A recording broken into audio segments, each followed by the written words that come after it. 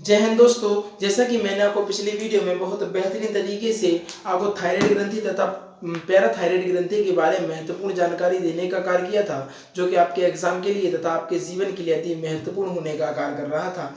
उसी के बाद आगे चलने का कार्य करते हैं। मैं आपको बता दूं, पूरी वीडियो रिकॉर्ड होने के बाद कहीं देखा तो उसको सेव नहीं हो पाई, कोई दिक्कत नहीं, फिर बनाएंगे, क्योंकि जीवन में संघर्ष बहुत है और जो संघर्ष से डर जाता है वह कामयाबी से पीछे रह जाता है। तो ऐसे विचार रखते हुए हम आगे बढ़ते हैं। आपको बता दें कि एक राम सेतु बैच चल रहा है, एक बाहुबली बैच चल रहा है।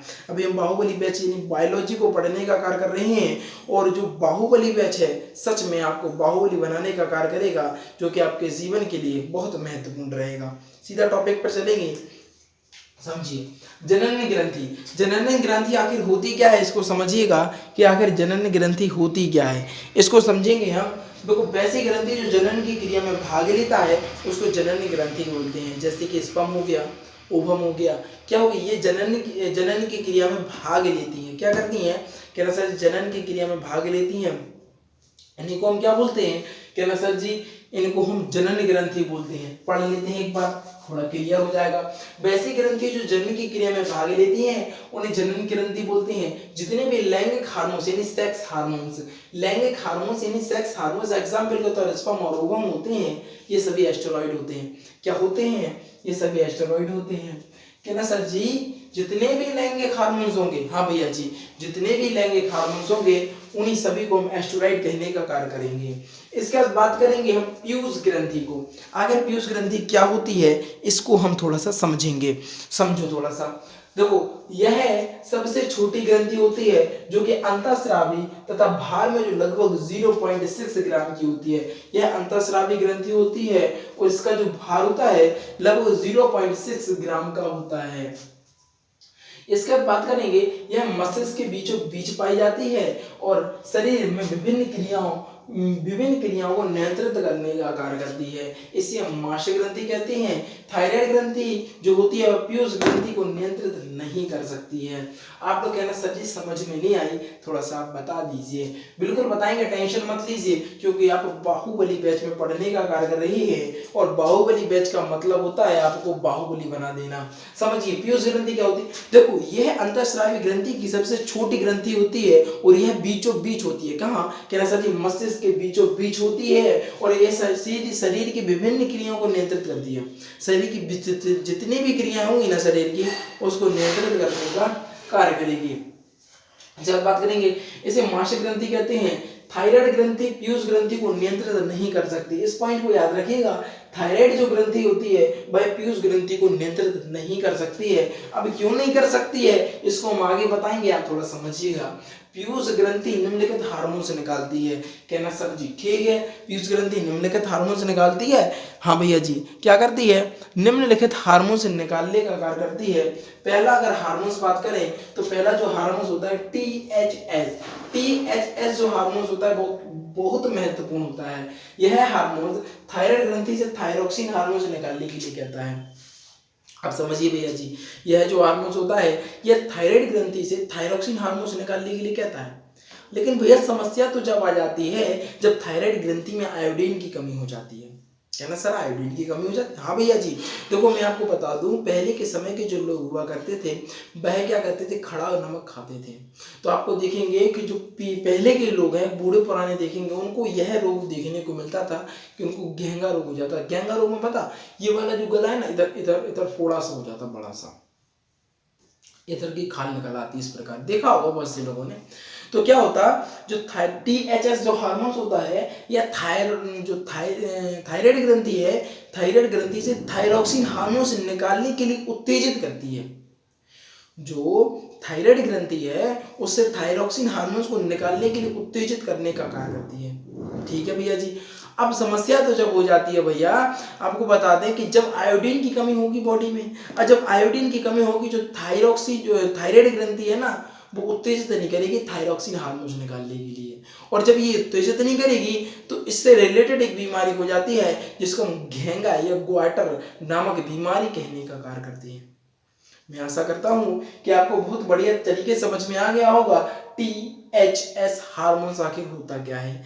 आपको बता दूं भाइयों, बाहुबली बैच समझ रहे हो? बाहुबली बैच आपको सच में बाहुबली बनाने का कार्य कर रहा है। बूंद बूंद करके घड़ा भरता है, ऐसे हमारे सर जी कहते थे और इस बात को हम मानते भी हैं। इसके बाद बात करेंगे एसटीएच। एसटीएच हार्मोन आखिर होता क्या है, इसको समझेंगे, समझिएगा थोड़ा सा। देखो देखो भैया जी, एसटीएच जो हार्मोन होता है यह वृद्धि को नियंत्रित करता है। किसको? कहना सर जी यह वृद्धि को नियंत्रित करने का कार्य करता है। इसकी कमी से बौनापन, क्या कहना सर जी, इसकी कमी से बौनापन हो जाता है। समझो, देखो एसटीएच जो हार्मोन होता है यह वृद्धि को नियंत्रित करता है और इसकी कमी से बौनापन देखो यह वृद्धि को नियंत्रित किस प्रकार करता है? अगर यह हार्मोन से ज्यादा निकल जाएगा तो व्यक्ति क्या हो जाएगा? लंबा हो जाएगा, और कम निकल जाएगा तो बौना हो जाएगा। अगर देखो भैया कम निकले तो भी समस्या, और ज्यादा निकले तो भी समस्या, बौनापन हो जाएगा तो भी समस्या, और ज्यादा लंबा हो जाएगा तो भी समस्या। तो समझिए एसटीएच जो हार्मोन होता है यह वृद्धि को नियंत्रित करने का कार्य करता है। अगर यह कम मात्रा में निकलता है तो व्यक्ति बौना हो जाता है, और जबकि अधिक मात्रा में निकलता है तो व्यक्ति अत्यधिक ऊंचा हो जाता है, यानी जो हाइट से ज्यादा ऊंचा हो जाता है। समझ में आ गया होगा एसटीएच हार्मोन। इसका बात करेंगे हम एलटीएच हार्मोन्स। ये बहुत महत्वपूर्ण है, इसको पढ़ लीजिएगा, जीवन में कष्ट उत्पन्न नहीं होगा। ये महिलाओं के लिए तो बहुत महत्वपूर्ण है।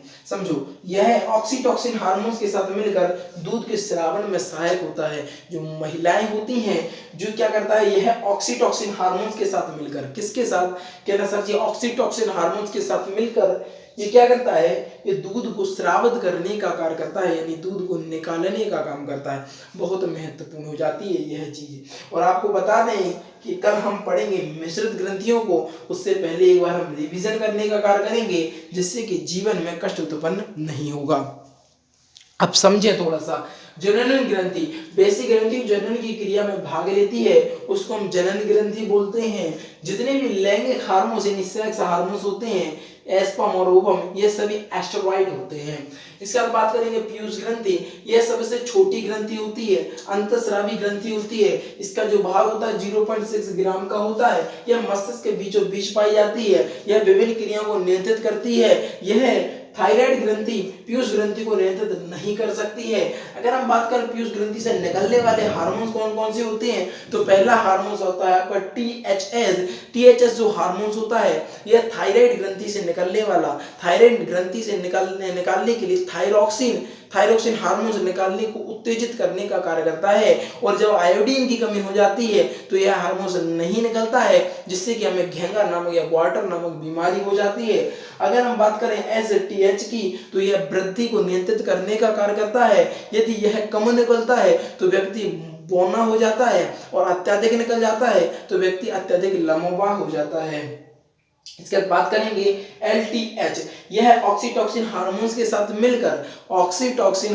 साथ मिलकर यह दूध को स्रावित करने का कार्य करता है। बहुत महत्वपूर्ण क्लास थी आज की। मैं आशा कर रहा हूं कि आपको सारी चीजें बहुत बढ़िया तरीके से समझ में आ गई होंगी और आपके जीवन में कष्ट उत्पन्न नहीं हो रहा होगा। आप समझिए एक विशेष सूचना, कल हम पढ़ेंगे मिश्रित ग्रंथियों को, जो कि बहुत महत्वपूर्ण है। क्या है? कहना सर जी बहुत महत्वपूर्ण है। इसको कल हम बढ़िया तरीके से डिटेल से, कल या परसों में ये चैप्टर समाप्त हो जाएगा आपका, और उसके बाद अगला जो चैप्टर बहुत छोटा, एक ही दिन में खत्म हो जाएगा वो तो। ठीक है, टेंशन मत लेना, मैं कुछ नहीं छोड़वाऊंगा, गारंटी देता हूं। यह बैच तो उन विद्यार्थियों के लिए है जो सोचते हैं, क्या सोचते हैं कि नहीं मुझे पढ़ना है, परंतु उनके पास पैसा नहीं है, 4,000-5,000 रुपए वह कोर्स का नहीं दे सकते हैं। तो आ जाइए फ्यूचर एकेडमी XYZ के साथ, और करते हैं हम एग्जाम की दृष्टि से बहुत बेहतरीन तरीके से जॉब को प्राप्त करने का कार्य। देखिए, अगर आप एजुकेशन सिस्टम में बदलाव लाना चाहते हैं तो आपको स्वयं मेहनत करनी पड़ेगी। आप कहते नहीं हैं कि कीचड़ में कमल खिलता है, तो भैया जी आपको बता दें, कीचड़ में अगर कमल खिलता है तो आपको भी उसी प्रकार बहुत बेहतरीन तरीके से पढ़ना। गरीबी में रहते हुए भी अगर आप पढ़ लेते हैं तो बहुत बेहतरीन सा कार्य करेंगे आप अपने जीवन में। जब आप कहीं निकलेंगे, आपके पिताजी निकलेंगे तो कहेंगे देखो ये वह व्यक्ति है जिसने अपने बच्चे को पढ़ाकर एक बेहतरीन सा मुकाम दिया है, और जो पिता की जो छाती होगी वह चौड़ी हो जाएगी। कहेंगे नहीं, इसी सुकून के लिए हमने अपने बच्चे को पढ़ाने का कार्य किया। यदि आप भी सोचते हैं कि पिता की फिक्र को फक्र में बदलना है तो जल्दी से जुड़ जाइए बाहुबली बैच तथा राम सेतु बैच में। अगर आपको बता दें बाहुबली बैच की, तो यह 4 बजे आपको डेली देखने को मिलता है। सॉरी, जो बाहुबली बैच है वह 2 बजे देखने को मिलता है, और जबकि राम सेतु बात करें तो कहना सर जी यह तो 4 बजे देखने को। बिल्कुल भैया, राम सेतु बैच 4 बजे और यह हिस्ट्री का बैच है। और कहना सर जी राम सेतु बैच की तो क्या ही कहें, बहुत बेहतरीन सा बैच है।